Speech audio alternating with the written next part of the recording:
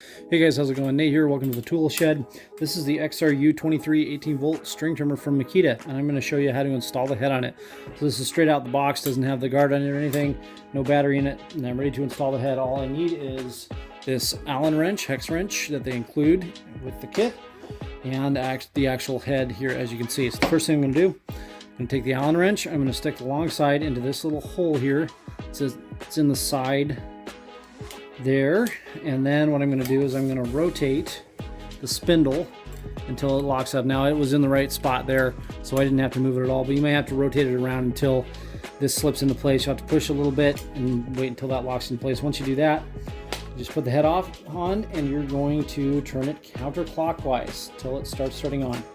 Because of the way the head spins when you run it, it's got to be counterclockwise to tighten it on. So once it gets down there like that, go ahead and give it a good tightening, get it nice and tight, and then you can take your Allen wrench out and you're ready to go.